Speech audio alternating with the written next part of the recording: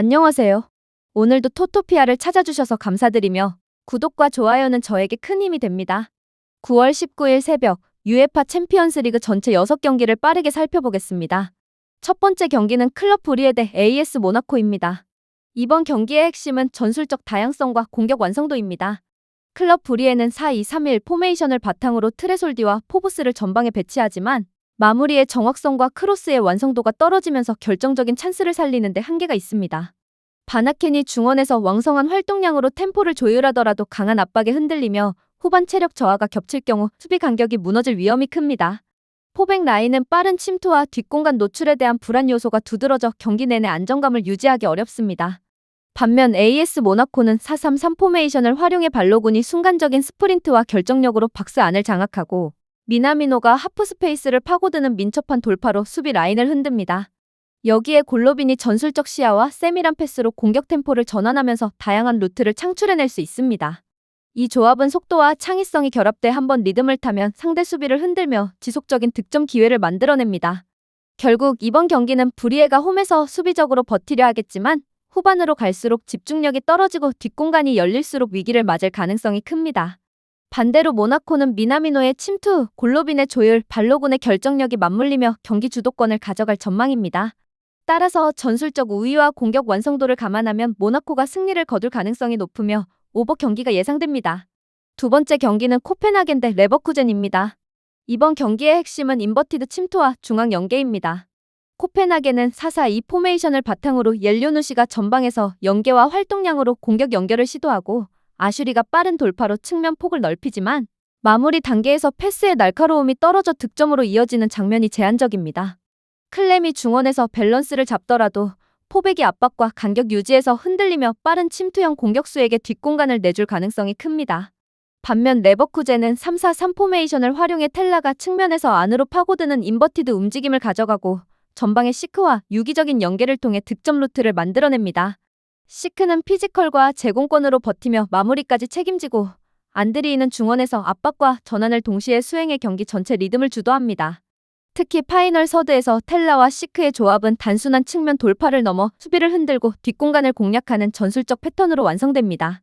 결국 이번 경기는 코펜하겐이 홈에서 저항하더라도 수비 간격 유지가 흔들릴수록 위기를 반복적으로 허용할 전망입니다. 반대로 레버쿠젠은 텔라의 인버티드 침투와 시크의 결정력을 앞세워 공격 완성도를 높일 수 있으며 안드리이가 중심을 잡으면서 경기 흐름을 장악할 가능성이 큽니다. 따라서 전술적 완성도와 공격 패턴의 다양성을 감안하면 레버쿠젠이 승리를 가져갈 확률이 높고 득점 상황도 활발히 이어지며 오버 경기로 전개될 것으로 예상됩니다. 세 번째 경기는 맨시티 대 나폴리입니다. 이번 경기 핵심은 맨시티의 섬세한 공격 패턴과 마무리 능력입니다. 맨시티는 4-1-4-1 포메이션을 기반으로 홀란드가 문전에서 압도적인 피지컬과 결정력을 보여주며 언제든지 득점을 만들어낼 수 있습니다.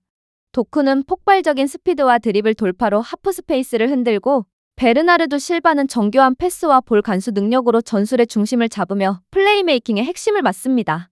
특히 베르나르도와 포든이 전환 속도를 끌어올리며 도쿠에게 킬패스를 공급하는 장면은 나폴리 수비를 무너뜨릴 수 있는 주요 패턴입니다. 이 과정에서 도쿠의 침투와 홀란드의 컷백 마무리가 반복되면 득점 찬스가 쏟아질 가능성이 큽니다. 나폴리 역시 4-1-4-1 포메이션으로 맞서지만 루카가 전방에서 제공권과 압박으로 버텨내는 데는 한계가 있으며 연계 플레이가 불안정합니다. 폴리타노는 크로스와 중거리 슈팅으로 위협을 만들 수 있지만 수비 가담이 부족해 뒷공간을 내주는 장면이 발생할 수 있습니다. 데 브라이너가 중원에서 템포를 끌어올리며 반격을 노리겠지만 압박 강도가 높아지면 안정감을 잃을 수 있고 수비 라인은 박스 안에서 빠른 침투를 제어하지 못할 경우 연속 실점 위험에 직면할 수 있습니다. 결국 이번 경기는 전술적 완성도와 공격의 세밀함에서 앞서는 맨시티가 승리할 가능성이 크며 오버 경기가 예상됩니다. 네 번째 경기는 프랑크푸르트 대 갈라타사라이입니다. 이번 경기 핵심은 두 팀 모두 전술적 플랜 B 부재와 후반부 체력 저하입니다. 프랑크푸르트는 4-2-3-1 포메이션으로 도안리츠가 방향 전환과 드리블로 전방 압박을 무력화하고 바오야가 측면 돌파와 컷인으로 공격에 변화를 주며 버카르트가 박스 안에서 제공권으로 위협을 더합니다.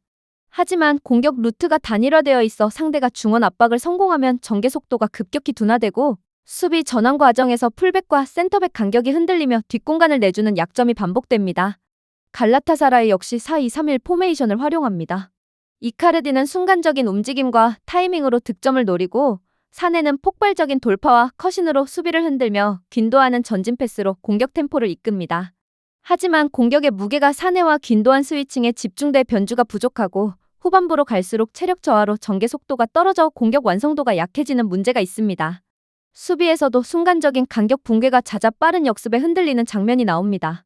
결국 이번 경기는 양팀 모두 장점은 분명하지만 변화를 만들지 못한다는 한계 때문에 공방전 끝에 승부가 쉽게 갈리지 않을 가능성이 큽니다.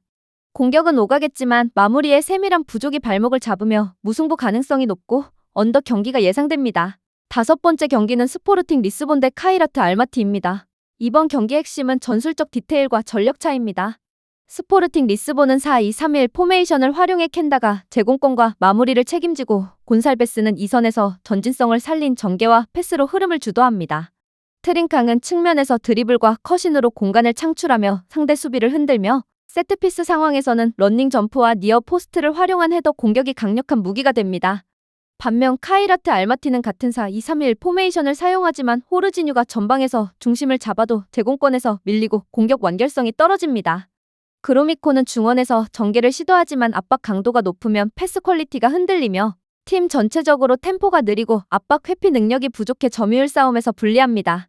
특히 세트피스 수비 조직의 불안정함은 리스본의 패턴 공격의 치명적인 약점이 될 수 있습니다. 결국 이번 경기는 전력과 전술적 완성도에서 앞선 스포르팅 리스본이 승리할 가능성이 높으며 오버 경기가 예상됩니다. 마지막 6번째 경기는 뉴캐슬 대 바르셀로나입니다. 이번 경기의 핵심은 측면과 전환 패스 활용입니다. 뉴캐슬은 4-3-3 포메이션을 활용해 엘랑가가 폭발적인 스프린트와 공간 침투로 상대 뒷공간을 파고들고 반스는 측면에서 1대1 돌파와 컷인 슈팅으로 공격 변화를 만들어냅니다. 토날리는 중원에서 템포 조율과 전환 패스를 시도하며 공격 연결 고리를 형성하지만 상대 압박이 강하면 전개 속도가 늦어지고 측면 수비 조직은 하프 스페이스 침투를 제어하지 못해 집중력 붕괴 시 실점으로 이어질 수 있습니다. 반면 바르셀로나는 4-2-3-1 포메이션을 기반으로 레반도프스키가 박스 안 위치 선정과 마무리 능력으로 득점을 책임지고 페란 토레스는 쿤데와 원투 패스를 주고받으며 하프 스페이스 침투를 활용합니다. 페드리는 중원에서 볼 배급과 전환 조율을 통해 공격 템포를 끌어올리고 빌드업 안정성을 높입니다. 부상 공백에도 측면 활용과 전환 패스, 아이솔레이션 전략으로 상대 수비를 흔들며 90분 내내 위협적인 장면을 이어갈 수 있습니다.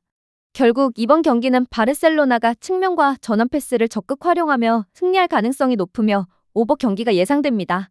토토피아에서는 9월 이벤트가 진행 중이며 주력픽 및 조합픽이 궁금하시다면 영상 하단 고정 댓글 확인 부탁드립니다. 시청해주셔서 감사합니다.